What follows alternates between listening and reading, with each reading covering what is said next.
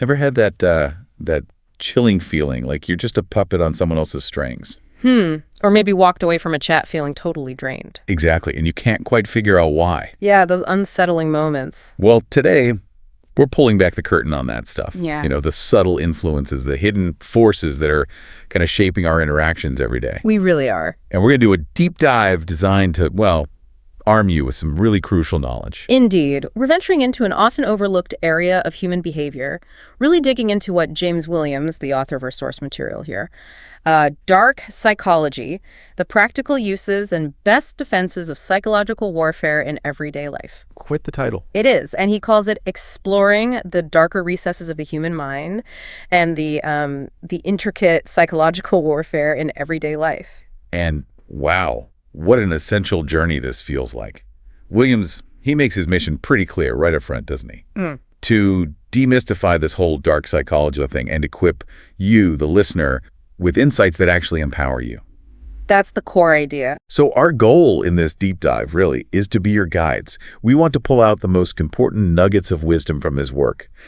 Think of this as like your shortcut to being genuinely well-informed, ready to, detect and defend against manipulation, deception, dark persuasion, even that covert NLP stuff, neuro-linguistic programming. Yeah, these aren't just abstract ideas. They are incredibly powerful forces really operating in your daily life, often unseen. Totally. And what really hits home about Williams's approach is, well, it's not just academic for him, is it? He comes at this from a deeply personal place. Absolutely. It was spurred by a devastating real-world tragedy involving his neighbor. He talks about this vibrant, kind woman who got caught up in a really sophisticated online scam, involved a fictional soldier, you know the type. Oh, those are heartbreaking. Terribly. She lost her entire life savings, her family home, and ultimately just her grip on reality. Ended up in a psychiatric ward after a breakdown. God, that's awful. And it was this profound loss, this non-physical devastation, this quiet destruction of a life that really compelled Williams to research and understand these recurring insidious patterns of deceit, the ones that prey on our basic human vulnerabilities. It's such a stark reminder, isn't it? Even without, a punch being thrown, the damage could be just catastrophic. Completely. That story really grounds what we're talking about. It takes it beyond the sensational headlines, shows the quiet, awful impact these things have on ordinary people.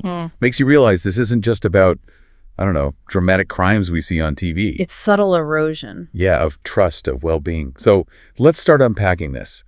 Fundamentally, what is dark psychology, according to Williams? Okay, so at its core, dark psychology is the study of the human condition, specifically looking at the psychological nature of humans to, prey on others. Prey on others, okay. It's less about accidental harm, mistakes, and much more about the intention. It focuses on individuals who deliberately and willfully take actions that bring harm to our fellow humans. Right, deliberate and willful. So not necessarily physical violence, though I guess that could be part of it. It can be, but more often it manifests as emotional harm, financial ruin, social destruction. It's the calculated exploitation of someone else's mind, really, for your own benefit. Got it. So it's a wider spectrum than just what we might think of as traditionally evil. It's this harmful intent, often hidden. And the human mind itself, it's endlessly complex, isn't it? Oh, absolutely. Philosophers, psychologists, scientists, they've been trying to unravel its mysteries for, forever. Yeah. General psychology, for instance, tries to understand mental processes to interpret behavior, good or bad. It helps us manage conditions like Alzheimer's or perception issues, memory loss, and it offers ways to navigate what the author calls the darkness within. Our own internal struggles like depression or anxiety. Our own battles. But then Williams asks this really crucial question, what about the darkness in others? And that's where dark psychology really finds its specific focus. Okay, so that's the key difference. We all have the capacity for good and evil, right, inside us. Exactly. Those darker desires, they can be rooted in really primitive instincts like fight or flight, basic survival. Sure. And sometimes when life really throws a curveball, external situations can trigger this intense surge of dark emotions, anger, resentment, fear. But for most of us, once the threat passes or we manage some self-control, those feelings kind of fade. Yeah, they recede. It's temporary, even if it feels powerful at the time. Maybe a bit naughty or evil, as he puts it. But here's the line Williams draws, the one that defines dark psychology. There are individuals who don't just feel these dark emotions, they actively control them, nurture them, feed them, and willfully unleash them for their own calculated purposes, specifically at someone else's expense. Wow. So it's cultivated. And he points out how these manipulative tendencies can actually be groomed from a really young age. It might start looking like innocent behavior. Well, imagine a child learning that, say, a specific type of crying or a certain dramatic tantrum always gets them what they want from their parents. Okay. Yeah, I can picture that. If that's not corrected or guided early on, that behavior can slowly shift from just innocent self-interest into what Williams calls a dark need to control. And that fundamentally shapes the intensity of their actions and how they interact with the world later on. So it becomes less about reacting and more about a deliberate strategy to control others, which means the whole point of studying dark psychology is to kind of peel back those layers, right? Illuminate this dark side of human nature. Precisely. By understanding the thought processes, the underlying motives, the predictable patterns behind actions that cause hurt and pain, you start to see the method in what might otherwise just seem like random cruelty or madness. Makes sense. And the effects, the impact of this, it goes way beyond just those big sensational crimes we read about, the ones rooted in these dark traits. Oh, absolutely. Williams really brings it home, makes it relevant to you and me, because these forces absolutely affect us in our everyday lives, often in really subtle, insidious ways we don't even realize. And to really get a handle on that impact, we need to understand what Williams calls the dark triad. Okay, definitely not superheroes. Definitely not. It sounds like three pretty chilling core personality traits that, when they show up together, create this potent recipe for manipulation and hidden harm, like the building blocks for these dark behaviors. That's a great way to think of them. Fundamental building blocks. So the first is narcissism. This is characterized by that inflated sense of entitlement, feeling superior to everyone else, pervasive envy of other success, and a general pattern of exploiting people, using them to meet their own needs without any real regard for them. Okay, entitlement, superiority, exploitation. Got it.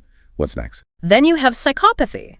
This involves a really profound absence of guilt or remorse, a striking lack of empathy. They tend towards destructive, impulsive behavior, they're incredibly egocentric, and they have this distinct inability to accept responsibility for anything they do. Wow, no guilt, no empathy, impulsive, scary. And the third? The third is Machiavellianism. This is marked by extreme selfishness, a ruthlessness in pursuing their goals, and highly manipulative behaviors. They're often very strategic, very charming in their deceit. Selfish, ruthless, manipulative. Okay, so individually, any one of these sounds pretty problematic. Oh, definitely. But Williams stresses that when you get all three together in one person, the full dark triad, they have a significantly higher chance of engaging in harmful behaviors, even criminal acts, right? That's what the research suggests, yes. But even if they don't cross that criminal line, these traits have a massive impact on relationships, both at work and in personal life. Yeah, let's talk about the workplace first. How does this triad manifest there? Well, individuals like this are often really detrimental. They tend to underperform even on simple tasks because their focus isn't on productivity, it's on power plays and manipulation. Right. They disrupt the workflow because they just can't collaborate or get along with people. They're often intensely disliked. Their impulsivity and, frankly, lack of ethical concern can lead to some really questionable, unethical decisions. And Williams points out, if someone like this gets into an administrative or leadership role, watch out. The likelihood of them committing white-collar crime goes way up because of that exploitative nature and the lack of guilt. Makes sense. And in personal relationships, I imagine it's even more insidious there. Absolutely. Their constant, bottomless need for attention and validation can be just utterly exhausting for partners. It often leads to these really intense but short-lived relationships that just crash and burn spectacularly. Yeah. And they frequently resort to emotional or even physical blackmail to manipulate their partners into doing what they want. Their interactions are often just patterns of verbal, emotional, or physical abuse directed at partners, maybe children, creating these environments of fear and control. The very fabric of trust just gets systematically shredded. God, the victims. They must pay a truly staggering emotional price. Immense. Williams really emphasizes this profound sense of loss. Yes, loss of valuable sometimes, but much more devastating is the loss of relationships, the loss of your very sense of self. And in the most extreme cases, the loss of life itself. Like his neighbor's story wasn't just the money in the house. No, it was her trust in humanity, her mental well-being, and even the community around her experienced a loss. It shows that devastating ripple effect these dark behaviors have. It spreads outwards. And that ripple effect, it doesn't always stop with the direct victim, does it? Yeah. Williams talks about whether this harm can actually continue the cycle. He does. He discusses this concept of a cycle of abuse. He notes that children from abusive homes often grow up to either become abusers themselves, tragically repeating the patterns they learned, Heartbreaking. or in trying to break away, they find themselves somehow repeatedly trapped in other equally abusive relationships. It's like this awful gravitational pull towards violent elements that they just struggle to escape. That's a terrible cycle. Yeah. And for some victims, the psychological impact is just so overwhelming, it causes something inside them to just snap. Can you explain that a bit more? Yeah, this snapping can sometimes be temporary, like a brief moment where the person loses control, maybe acts purely on raw anger or desperation. That might lead to legal defenses like temporary insanity pleas. Okay. But then there are others who, when they snap, they don't just lose control. They actually choose to embrace those dark emotions that come flooding up. They abandon their sense of morality, all the social rules they've learned, and they fully commit to acting on those destructive impulses. And that often leads to truly devastating, irreversible consequences for themselves and for everyone around them, which is why understanding these dynamics, even the most extreme ones, is so critical for protecting ourselves. Absolutely. Okay, so this isn't just about those high-profile crimes that grab headlines. Williams is really clear that dark behavior shows up in what he calls socially acceptable actions we see every day. In homes, schools, offices, online. Let's look at some of the day-to-day examples he gives because they really highlight this spectrum. Okay, the first case study is really chilling. It's an example of online grooming and its awful consequences. It involves the brutal murder of a 14-year-old boy. Oh, no. Yeah, described as well-grounded, generally a good kid, but he tragically fell victim to a perpetrator who was only 4 years older, someone he met through online gaming. Just 4 years older. Yes, and this perpetrator, despite his youth, systematically used manipulation, lies, asserted this profound sense of control over the younger boy. He crafted these elaborate deceptions to trick the boy into visiting him, asserted complete dominance, and ultimately ended his life. That's horrifying. It really highlights the insidious nature of online grooming, how predators can exploit that basic human need for connection, even across small age gaps, and how these seemingly innocent digital platforms can become vehicles for just profound, irreversible harm. God, it makes you think twice about those online interactions. Yeah. Okay, the next case, described as one of the worst domestic violence cases. It starts how they often do, right? Yeah. A single mom meets a charming guy. Seems like everything she ever hoped for initially. But this man systematically, meticulously isolates her. He engineers her job loss, manipulates her into becoming homeless, basically making her entirely dependent on him for sheer survival. Total dependency. Total. And this careful, calculated manipulation leads to constant, inhumane psychological and physical torture. The victim became so profoundly broken that, well, in one instance, she was actually given the option of how she wanted to be killed. What? And she actually considered it. She felt she had absolutely no choice, believed she deserved no better. It's just a stark illustration of the extreme power dynamics, the complete shattering of self-worth that can happen in these abusive relationships, the deep, deep psychological impact of absolute control. Well, beyond words. Then there's the case of the prominent minister molesting underage members. This involves exploiting a really sacred trust, doesn't it? Absolutely. A leader who's supposed to be a moral compass, a beacon of trust. This minister grossly abused his position. He claimed direct communication with God, eventually even proclaimed himself a divine being, and manipulated minors by claiming he had a divine mandate to engage in sexual acts with virgins. It tragically shows how religious leaders, who are often held in such high reverence, whose words are seen as divine, how they can act as wolves in sheep's clothing, exploiting the unwavering faith of their followers. How did he manipulate them specifically? Twisting sacred texts, fabricating elaborate false stories, often mixed with just enough truth to seem plausible, claiming special visions or insights, all to extort money, demand favors, or just accumulate raw power, preying on those deep spiritual needs and the human desire for guidance. So these crimes, they weren't just random acts of malice. Williams stresses they involved careful orchestration, right?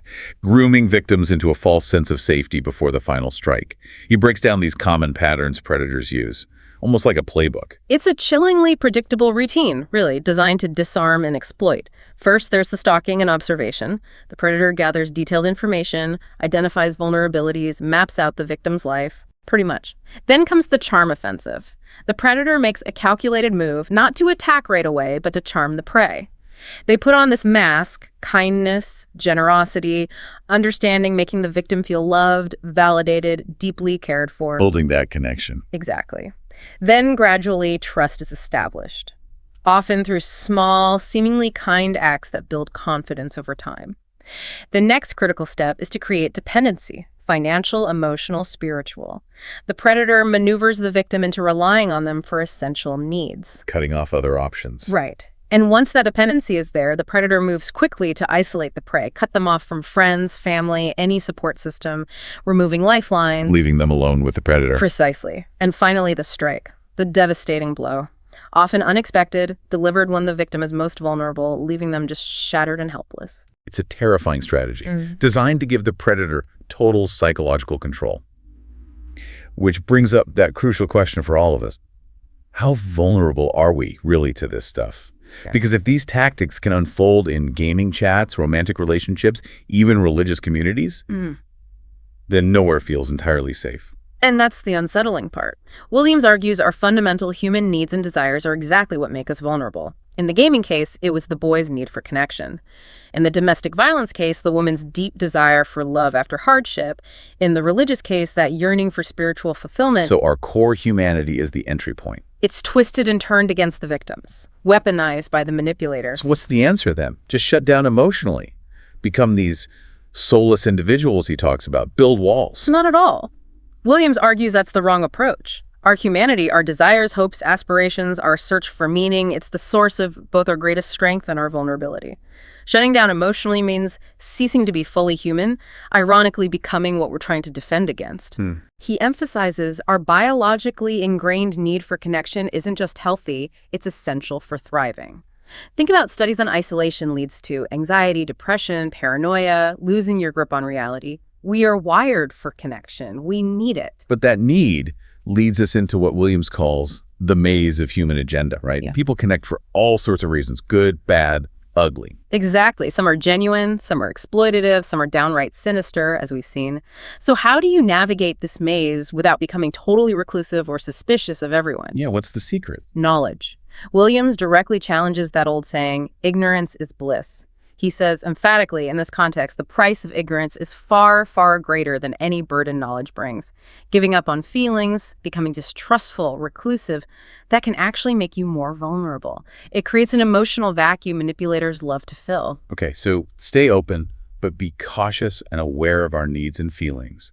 And our emotions, they can actually be like a guidance system, a biological defense. That's the idea. Learning to recognize those subtle emotional cues, training ourselves to trust them. The powerful conclusion Williams draws is, yes, you're vulnerable because you're human, because you have these needs and emotions, but by consciously acknowledging and embracing those vulnerabilities instead of denying them, you paradoxically turn your weaknesses into strengths. It's about empowerment through understanding and self-awareness. That's a really powerful shift. Victimhood to empowerment. Okay, with that framework, let's get into part 2, analyzing specific aspects in more detail. We're starting with manipulation, a word we use casually, but Williams gives it more depth. Indeed. In its plainest sense, manipulating someone means cleverly or unscrupulously controlling or influencing them. And as Williams illustrates with his story about faking sickness for school, manipulation, in a lighter, more innocent way, is genuinely part of our nature. We all do it sometimes. Faking a cold for a day off, or maybe giving a friend running shoes to nudge them towards fitness, benevolent, but still influencing behavior. Definitely done the running shoes thing. It's that subtle influence, not always malicious, but psychological manipulation in the context of dark psychology. That's where it gets sinister, right? Yes, crucial distinction. Here, someone's actions or thoughts are influenced using underhanded tactics that are either abusive, deceptive, or even both. The key difference is the intent and outcome. The manipulated person is coerced into compliance without real choice, often against their own interests, maybe without even realizing they've been coerced. Their free will is systematically undermined. And what drives this darker manipulation? It's not just for kicks, usually. The motives vary, but always center on self-gain. Sometimes it's straightforward financial gains, like the scammer hitting Williams's neighbor, clear theft. In the workplace, it's often about a personal agenda ramming heads together to get ahead, sideline rivals, control projects. Office politics gone dark. Exactly. In personal relationships, the core motive is usually gaining and maintaining power and control over the other person, creating that dependency dynamic. And sadly, yes, some individuals do manipulate purely for recreational purposes, out of boredom, a twisted sense of superiority, playing games to pass time and dominate others. So what are the common tactics? Because they're often really subtle, not just obvious demands. Not at all, which makes them so dangerous. One huge one is lying and deception. Master manipulators are incredibly good at crafting these grand stories that are totally fabricated, or using lies by omission, just leaving out crucial information to create a false reality. They're so skilled you often don't realize you've been lied to until the devastating consequences hit, often much later. Deception is key. Absolutely. Another deeply insidious tactic is guilt tripping and shaming. When confronted, manipulators instantly deny wrongdoing and skillfully turn the tables. They make the victim feel awful, selfish, irrational for even questioning them, effectively turning the victim into the abuser. You see this constantly in domestic abuse. Yeah, blaming the victim. Precisely. And Williams also points out even more subtle techniques. Like evasive or non-committal responses, dodging direct answers to avoid accountability. They excel at rationalizing their actions when caught, spinning reality to fit their narrative, often using circular logic or blaming circumstances. They also shamelessly use sex and seduction for devious objectives, leveraging intimacy or allure to gain trust, money, or control. And when cornered, anger and blame projection are quick weapons manipulating the situation back in their favor, diverting attention from their own guilt. Now, manipulators aren't just hoping someone falls for this. Williams says they actively look for specific traits in victims. What makes someone a target? They actively seek out people who are lonely, have poor self-esteem, and show an overwhelming eagerness to please. These qualities make them inherently easier to control and exploit. Impressionable people, easily swayed by appearances or charisma, are also prime targets, often fooled by the manipulator's mask. Easily fooled, okay. Brash individuals who make impulsive, compulsive decisions are also vulnerable, especially to schemes needing quick judgments with bad long-term outcomes. And ironically, those who are particularly greedy and materialistic have a higher tendency to fall for sophisticated financial scams as their desires cloud their judgment. Ultimately, manipulators study personality flaws and weaknesses, identify these vulnerabilities, and then expertly exploit them. Okay, manipulation is the broad strategy. Let's drill down into a critical layer. Deception. Related, but Williams makes a distinction. Yes, deception is explicitly hiding the truth, especially to gain an advantage. It's about trickery. Think of it as a fundamental, indispensable layer in the manipulator's scheme focused on fooling, tricking, misdirecting. While manipulation is broader, the destructive wake of deception, even when lies surface years or decades later, can be utterly devastating. Leaves a trail of shattered lives and trust. Williams gives some truly heartbreaking examples, like the man whose wife hid for 25 years that his kids weren't biologically his. That's profound betrayal. It's agonizing. The lie only came out when an organ donation was needed for the oldest child, revealing the truth. This horrific revelation led directly to his suicide.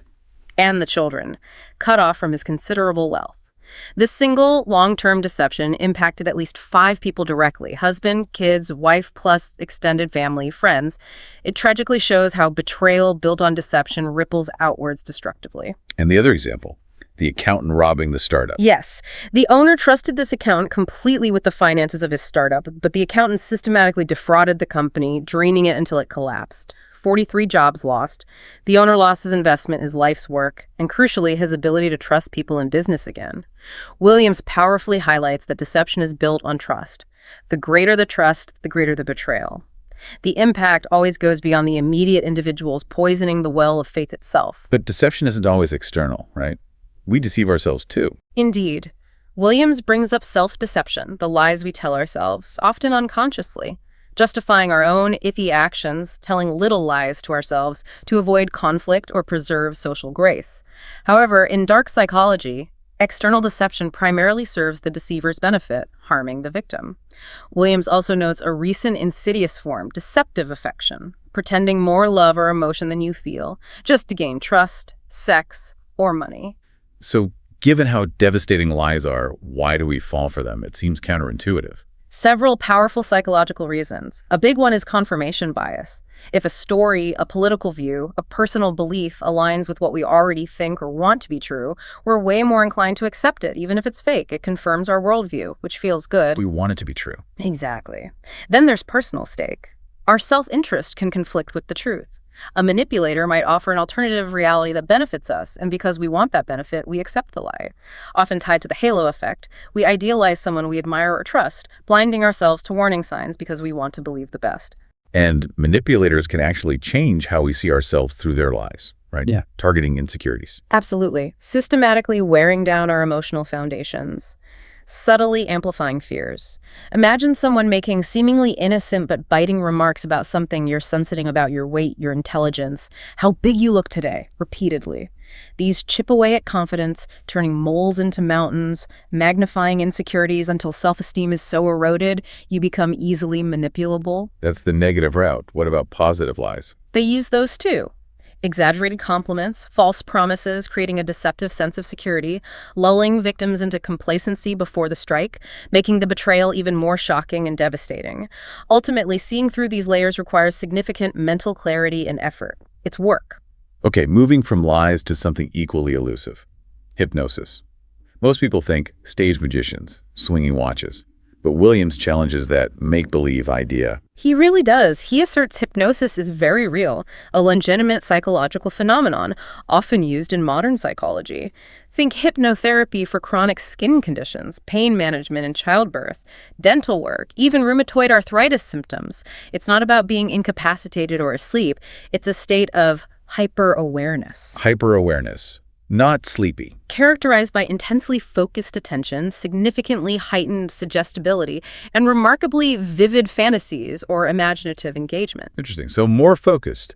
Is everyone susceptible? Williams notes a surprising 90% of adults are, provided they can visualize things well and are open to it, which clashes with misconceptions, so it's worth busting some myths. Let's do it. First, the idea you're under the hypnotist's complete control, like a zombie. Totally untrue. While it relies on suggestions, your mind keeps its boundaries. You'll reject suggestions if they violate your values or you fundamentally disagree. You won't moo like a cow unless you want to. Certainly won't do anything immoral.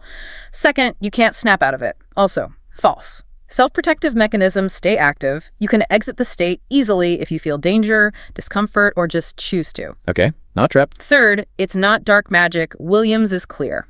Pure science, based on psychologists like Freud, methodical, process-driven, and crucially always requires your consent. Hollywood mass hypnosis? Very unlikely. Finally, while it can enhance memory, it can also create false or distorted memories. Performance enhancement is limited by actual ability. So a scientific tool, therapeutic uses. But like any tool, dangerous in the wrong hands. A psychopath or a person with dark intentions. Precisely. And in those dangerous applications, it often doesn't even need a formal trance. The key elements weaponized are the power of suggestion and the repetitive use of words that resonates deeply with the victim's underlying desires, fears, or beliefs. Think politicians using loaded words like change or making a difference, resonating emotionally, influencing perception without explicit coercion. And Williams mentions those devastating situations where someone seems totally under a spell in a relationship, abandoning kids, giving away wealth to strangers or cults.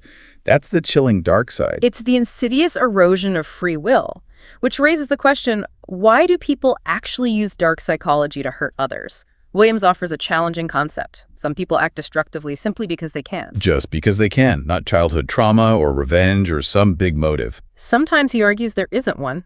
Sometimes the situation is really just as it appears. Someone driven by their own internal desire to inflict harm, exert control, gain advantage, pure malice or opportunism. That's hard to accept. We want reasons, right, to make sense of things. But he says sometimes there's no complex why. So if these prolific criminals are masters of disguise, charming you before disarming you, how do we spot them? What are the red flags? Williams gives 4 key indicators, urging us to look past the initial charm. First, check their family and friends. Look at their circles. Do they have strong, healthy, long-term family relationships? How do they treat Parents, siblings, do they have real consistent friends, or is their social life constantly shifting or non-existent? Lack of stable reciprocal relationships is a big flag. Okay, look at their connections. What else? Second, consider their history. A pattern of past abusive relationships is a major red flag unless they're actively in professional treatment and showing real change. As Williams warns, someone with a history of bad behavior is highly likely to repeat it. History repeats itself. Makes sense. What about control? That seems central. Absolutely. Third, look for problems with control. People who can't control themselves in frustrating situations, who lash out quickly, or who have a deep problem relinquishing control, needing to dominate. They have a strong tendency to snap and take it out on the nearest victim. That could be you. Need for control. Okay. And the last one. Finally, consider their antisocial values. Watch how they interact socially. If they're generally disliked, often obnoxious or rude, consistently bad at getting along with others, strong indicators of underlying issues.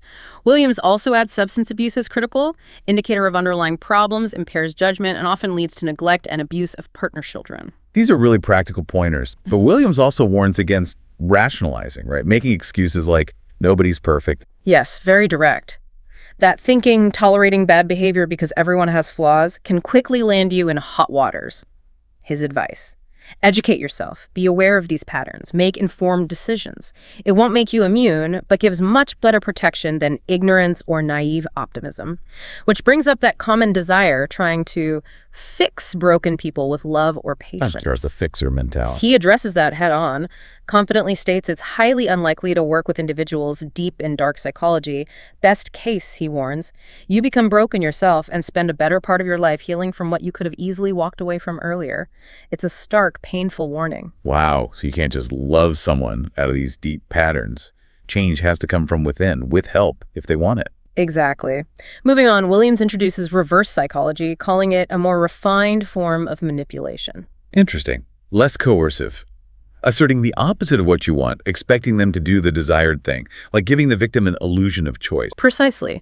They're subtly coerced into doing what the manipulator wants, all while believing it was their own idea, their own free will, quite ingenious, as Williams says, until you're the victim. The everyday applications are everywhere, aren't they? Parenting, work, even dating. Absolutely. Works well on resistant. Kids tell them not to do something. Bingo. Seems innocent, but can backfire. Professionally, think of a wedding planner. Client wants a garish color. Instead of arguing, planner agrees enthusiastically, then casually mentions a prestigious guest disliked a similar color at another event. Client rethinks their choices on their own. Subtle. Marketers use it, seemingly agreeing with consumer concerns to sell services. And dating. Classic playing hard to get is reverse psychology appealing to hunting instincts or creating desire through implied unavailability. But like all these tactics, it can backfire. The hunter recedes if it goes on too long, or they realize they're being played. No strategy is foolproof. Which brings us to part 3. Key areas in our lives making us particularly vulnerable. Williams is blunt. Never make the mistake of assuming you are immune. Its influence is much closer to you than you think. It lives in our most intimate experiences. And he starts with the big one, love and relationships. Calls love a primordial emotion, universal language, something we're designed for, a fundamental craving. Yes, we instinctively crave deep connection, but Williams shows how easily this profound emotion can degrade to a point where love is used as a bargaining chip for more power over another individual, where that ruthless business mindset, use what you have to get what you want, tragically poisons intimate connections. Affection becomes transactional, intimacy becomes leverage. He gives 2 powerful examples. First, the seemingly harmless one. Woman uses sexual lure to get her partner to do chores. On the surface, maybe mutually beneficial chores done, sex happens. But Williams argues it's still dark psychology. The man is manipulated into doing things, albeit willingly, just for sex, because his partner understood his weakness and played it, leveraging his desire for her gain. It raises the question, even if both benefit, is it dark if it involves coercion and non-transparent motives? Williams suggests yes, as it relies on manipulation. Okay. Then the much darker example, Dave and Maya. Dave, a homebody, manipulates extroverted Maya, isolates her, chips away at her independence. He starts subtly, nitpicking her appearance disguised as loving concern, snide comments on clothes, makeup, eroding her confidence piece by piece. Then he strategically creates fictional feuds with her friends, sowing doubt, driving wedges between Maya and her support system. Manufacturing conflict. Exactly. accidentally misrepresenting what a friend said, complaining bitterly about their flaws. This insidious campaign isolates her, lowers her confidence until she doubts herself, ultimately making her entirely dependent on him, achieving his goal of absolute control. The tragic similarity. Both victims acted out of genuine love or affection. It shows how the basic desire to be loved can leave us incredibly vulnerable to manipulation and exploitation. Chilling how our deepest desires get turned against us. Next, blind faith and religious beliefs. And Williams broadens blind faith beyond supreme beings, right? To include unquestioning belief in science, ideology, gurus. The idea is faith sometimes creates a blind spot that distorts the reality. What's insightful is why we believe so strongly. It connects to fundamental needs. Coping with the inexplicable awe of nature, mystery of death, fear of the afterlife, seeking a favorable future. These deep needs are precisely what dark psychology preys on, often offering false certainty or simple answers to complex questions. And religious leaders, held in high reverence, words seen as divine. They're in a prime position for abuse of power. Absolutely. They tragically abuse this trust through sophisticated manipulation, twisting sacred texts, creating elaborate false stories, often with bits of truth to seem plausible, claiming exclusive visions or insights, all deployed to extort money, demand favors, accumulate power. Williams highlights harrowing cases. Young, impressionable victims brainwashed into living in fear under occult-like situations, minds reshaped by manipulative authority. It raises critical questions about entrusted moral authority and its violation. And it's not just organized religion. Fake psychics, mediums exploit similar vulnerabilities. Precisely. Preying on attachment to the deceased, afterlife concerns, using deception and lies, stringing victims along for years with promises, altered realities, false hopes of contact, leading to huge financial loss and prolonged emotional pain. This exploitation of faith extends to science belief, too. In crisis, people turn to science, making them vulnerable to fraudsters pushing unconventional medicine for life-threatening conditions, risky, expensive, uninsured experiments.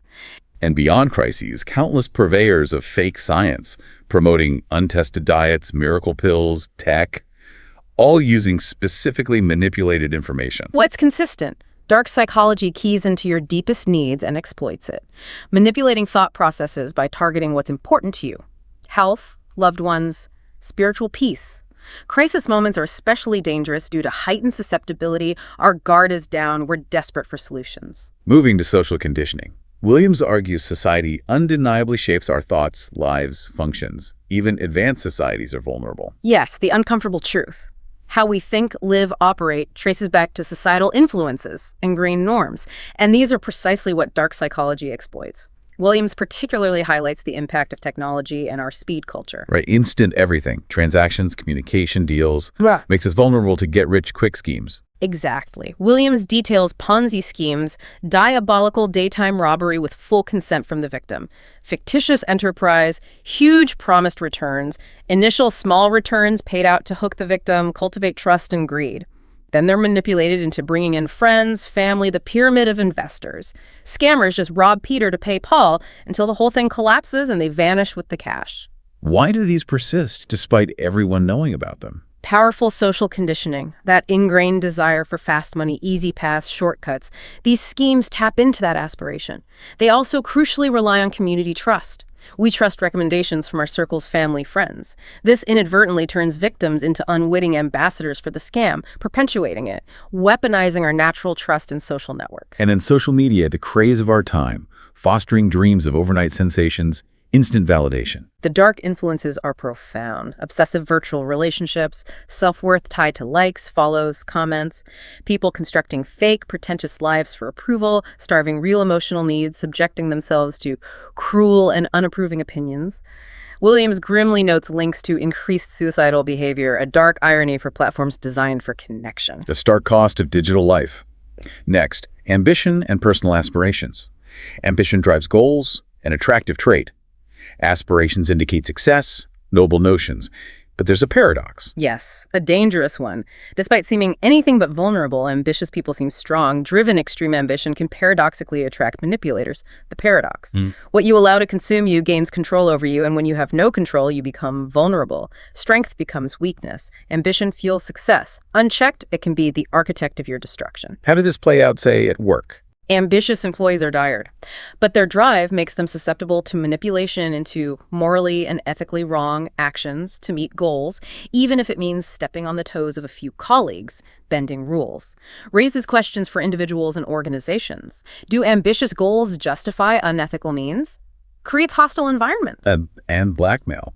Williams says ambitious people are significantly more likely to fall for manipulative techniques that involve blackmail. Exactly. Fear of losing status, reputation, prospects makes them compliant. They'll compromise integrity, comply with demands, even if it taints them forever.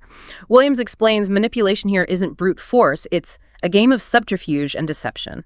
Manipulator mirrors desires ambitions, makes them feel understood, then subtly threatens actualization by displaying a perceived weakness, falsely convincing them compliance is the only hope. And it's not just material, it's perceptions and expectations from relationships. Dark psychology preys on distrust, sows discord, blows up incidents, escalates tensions to gain loyalty or break bonds. Our emotions are so central. Which brings us to emotional scars.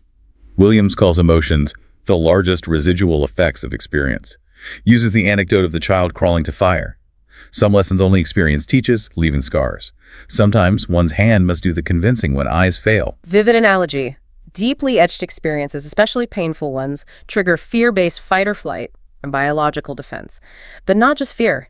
Anger, zealousness, joy can be triggered by cues. A lover's scent invoking joy, then sadness rages post-breakup. There's a science to it. Emotional triggers. Absolutely. Brain links instant stimuli with emotions, fresh bread smell recalling childhood. Marketing agencies exploit this masterfully, identify products with appealing experiences, visually manipulate campaigns to create subconscious links.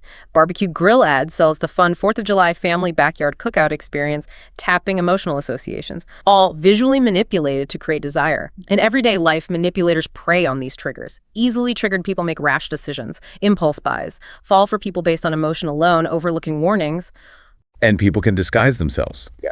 Use wealth-associated clothes, cars, perfume, exploiting emotional connections to status, causing victims to overlook red flags. What's consistent, positive, or negative trigger is your emotional scars can make you vulnerable to deception and manipulation. Not the emotion itself, but its power and our susceptibility to influence through these triggers. It's an unsettling sense. Okay, with all this on dark psychology's nature, manifestations, vulnerabilities, how do we protect ourselves? Part 4, recognizing and identifying your reality, starts with acknowledging the lies we tell ourselves. Williams calls self-deception the gravest lie. More dangerous than others' lies because it deadens those instincts and opens us to possible dangers from within. Comes in many forms, most popular. Denial, convincing yourself a threat isn't real, a situation isn't bad, leading to risky choices. Can mask as optimism in dire situations or pessimism in good ones, preventing engagement. And we often trust beliefs over instincts. Believing a wolf in sheep's clothing is okay despite a gut feeling because you wanted to believe. Exactly. Overriding intuition dims alarm bells over time. Related. Rationalization, explaining away unhealthy situations, women rationalizing abuse as affection, working exploitative jobs because jobs are difficult to find, convincing yourself it's the only option. Sounds like self-deception becomes a mental prison, accepting a grim fate or believing we deserve suffering. A self-imposed cage. Williams briefly notes positive self-deception, pep talk, getting psyched can bolster confidence, but it's still convincing yourself of something not entirely true. A fine line. To truly avoid victimhood, Williams says the path requires recognizing truth for what it is, trusting instincts again, bravely asking tough questions, actively seeking escape from bad situations. Core message, don't lie to yourself. And speaking of lies, next step. Ignore the lies others tell us. Williams says we're all victims of lies sometimes. Not always malicious, but betrayal hurts, especially from trusted sources. Even lie by omission is deception. Yes, insidious nature. One lie leads to more. A tangled web where extricating the truth becomes impossible. Lies change you, feeding a fabricated reality, distorting perception. And when lies are unveiled, we often blame ourselves for believing them, leading to loss of faith in self, others, pervasive doubt, crippling distrust. So why believe lies even when something feels off? Powerful psychology. Confirmation bias is major. We want to believe things supporting our existing views, political, personal. A lie confirming our beliefs, more inclined to fall for it because we want it true, feels validating. Then personal stake in the lie. Self-interest conflicts with truth. Manipulator offers an alternative reality benefiting us. Desire for benefit makes us accept the lie, tied to halo effect, idealizing someone, blinding us to sinister motives because we want to believe the best. And manipulating self-perception, that's chilling. It is. Manipulators target insecurities, amplifying fears with subtle remarks. How big you look today. You really aren't good at that. Repeatedly. Chips away confidence, turns moles into mountains, erodes self-worth, makes victim easily manipulable. That's the negative route. Conversely, positive lies, exaggerated compliments, false promises lull victims into false security before extracting money favors control. Seeing through requires mental clarity and effort. Active process.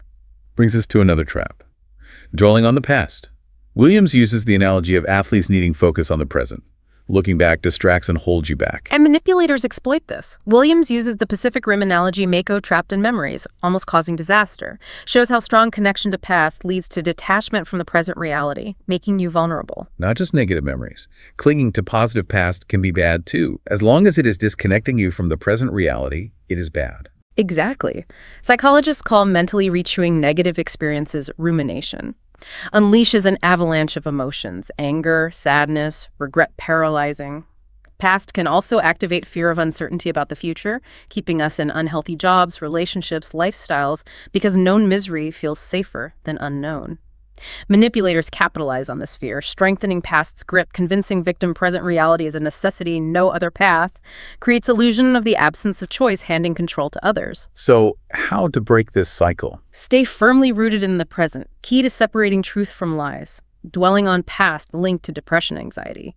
Healing involves revisiting strategically, learning lessons, consciously letting go of emotional grip. Powerful truth. You have absolutely no control over what has happened. Future is variable. What you own and have total control over is what you do right now. Detach from past fears, future anxieties. Focus energy on right now. Powerful focus on the present. Next, blind optimism. Optimism gets us through challenges, keeps zeal alive, it's inherent. We're hardwired to be optimistic. Yes, deeply ingrained.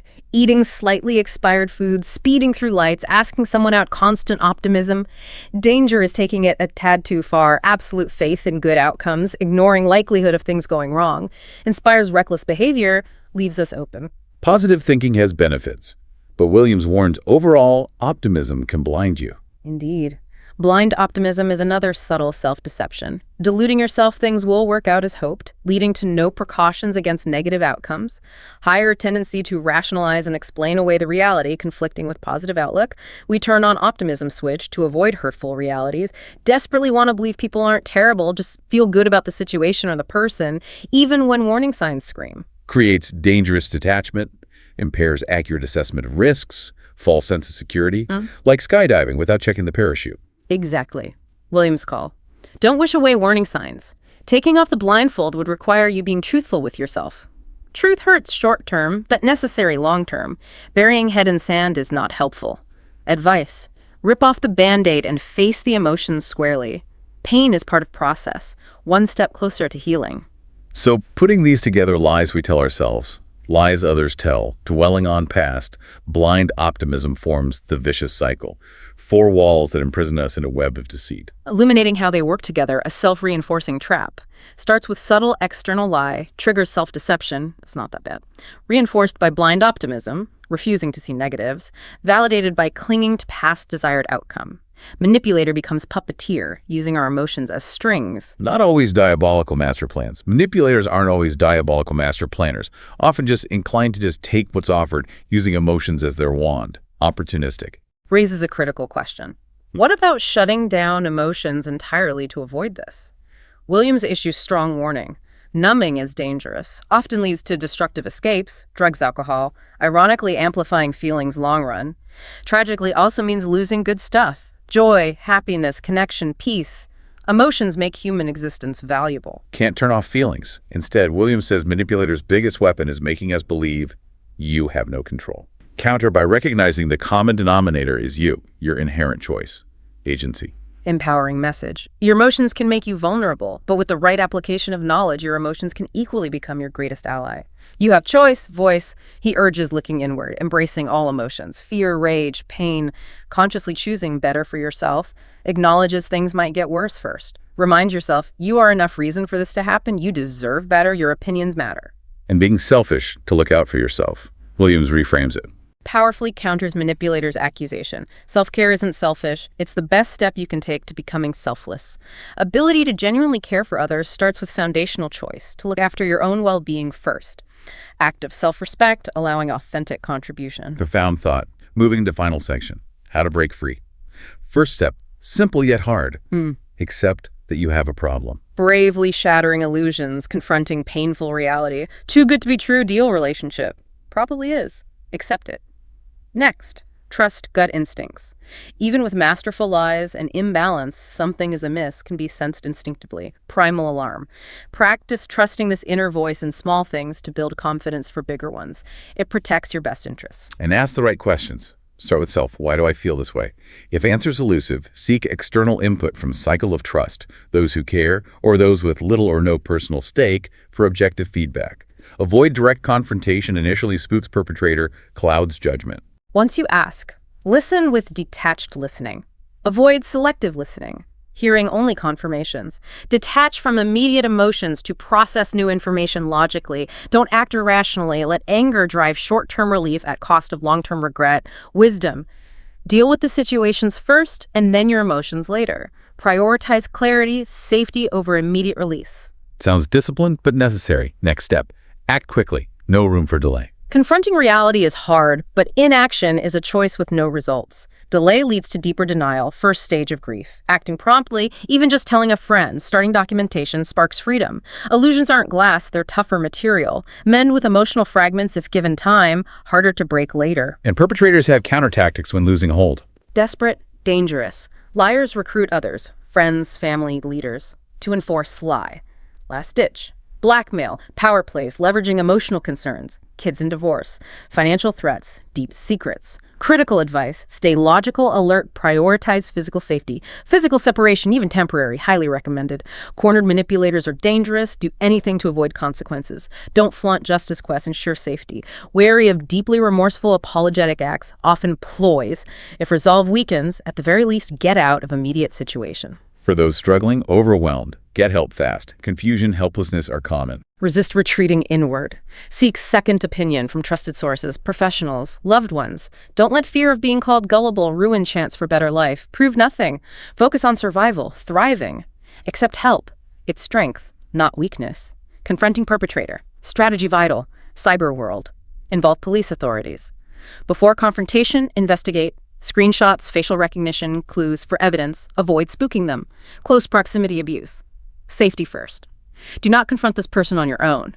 Reach out to abuse organization shelters for professional guidance. Have escape plan. Don't give in to demands about having one last conversation alone. If meeting unavoidable, ensure trusted people present. After leaving, immediately start healing. Emotional scars don't heal themselves. Unhealthy scab forms if unaddressed. Talk to counselor, therapy, support groups, whatever you choose. Take an active daily role. Continuous commitment. Tough but vital instruction. Don't cover up. Living with lies from trusted source has deep psychological effect. Hurt often from betrayal itself, not just action. Shattering of trust devastates. Exactly. Denial, sweeping under rug, hurts more. Face the embarrassing truth head on, however painful, humiliating. Recognize situation for what it is, unvarnished. Don't let emotions, shame, embarrassment cloud rational decisions.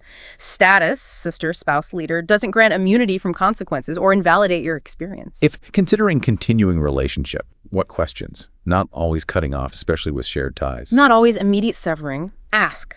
Relationship worth salvaging. Children involved. Cutting off isn't only answer. May need narrative on how you want to proceed with mutual ties, clear boundaries. If continuing, prepare for hard, long, uphill battle. Both must show genuine willingness to heal work. Hurt party must commit to regain trust. Hurt party must learn to believe again. Practical steps. Space, days, weeks, not month, to process feelings independently. Open communication. Honest, not spiteful. Don't rehash past constantly. Trust your decision to mend, but without pressure it must work. Put in effort, except if it doesn't. Your best may not be enough if other unwilling. Crucial step many victims overlook. Forgive yourself.